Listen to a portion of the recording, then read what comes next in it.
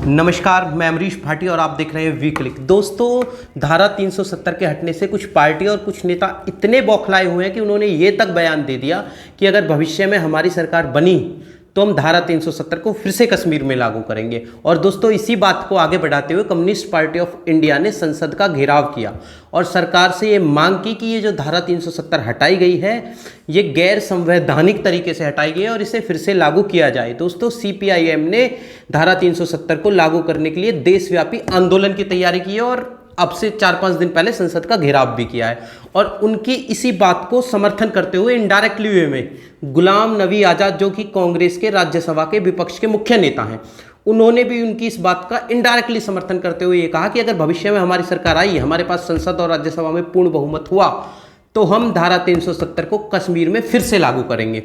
और दूसरी तरफ टुकड़े टुकड़े गैंग की एक मुख्य सदस्य है, आप सब जानते होंगे उसे, सहला रशीद। उसने सुप्रीम कोर्ट में याचिका दायर की है कि ये जो 370 हटाई गई है, इसमें कश्मीर की जो विधान परिषद है उसकी राय नहीं ली गई है, ये गैर संवैधानिक तरीके से हटाई गई है और इसे वापस लिया जाए। तो इन दोनों घटनाओं से दो सवाल मुख्य रूप से उठ करके आते हैं। पहला, क्या धारा 370 सच में गैर संवैधानिक तरीके से हटाई गई है, नियमों को ताक पर रख के हटाई गई और सुप्रीम कोर्ट इसे फिर से बहाल करवाएगा सहला रशीद की याचिका पर?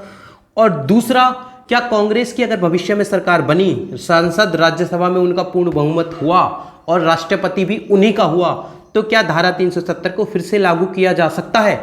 तो दोस्तों, इन दोनों सवालों के जवाब मैं आज की अपनी इस वीडियो में आपको दूंगा, तो बस बने रहिए हमारे साथ।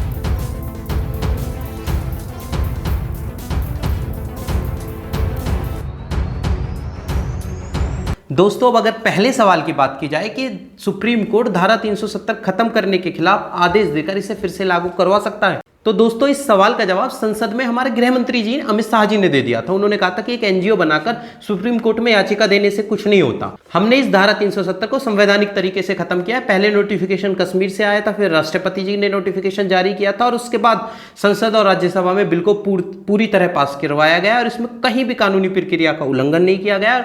सुप्रीम कोर्ट हमारे ही पक्ष में निर्णय देगा क्योंकि हमने संवैधानिक तरीके से इसे पास किया है। लेकिन उसके बाद कई एक्सपर्ट्स से, न्यूज चैनल्स ने जब ये सवाल पूछा तो उन्होंने भी यही कहा कि इस बिल के खिलाफ सुप्रीम कोर्ट आदेश नहीं दे सकता क्योंकि ये पूर्णतः संवैधानिक तरीके से दिया गया है।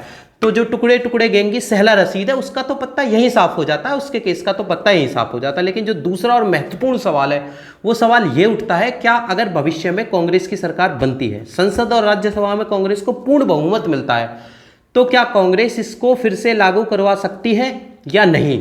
तो दोस्तों, मेरा जवाब होगा हाँ, बिल्कुल। अगर भविष्य में आप कांग्रेस की सरकार बनवा देते हैं, संसद और राज्यसभा में कांग्रेस को पूर्ण बहुमत मिल जाता है, उन्हीं का राष्ट्रपति होता है, उन्हीं के मित्रों की सरकार पीडीपी या नेशनल कॉन्फ्रेंस की सरकार कश्मीर में होती है, तो वो जिस तरह अमित शाह जी ने इसको हटाया, इस कलंक को हटाया, ठीक उसी तरह ये इसको फिर से लागू करवा सकते हैं। और इन्होंने इस पर अपनी मंशा भी जाहिर कर दी है क्योंकि दोस्तों, जो धारा 370 का खंड 1 है वो यही कहता है कि राष्ट्रपति को अधिकार है इसको खत्म करने का, क्योंकि एक टेम्परेरी प्रावधान है। उसके साथ साथ वो खंड 1 ये भी अधिकार देता है राष्ट्रपति को कि वो इसको फिर से लागू कर सके। तो दोस्तों, इस वीडियो में मैं आपसे यही कहना चाहता हूं कि भविष्य में अगर आप चाहते हैं कि ये धारा 370 खत्म रहे, ये धारा 370 फिर से कभी लागू ना की जाए, तो कांग्रेस की सरकार ही ना बनने दें, क्योंकि उन्होंने धारा 370 का विरोध करके कहीं ना कहीं राष्ट्र का विरोध किया है।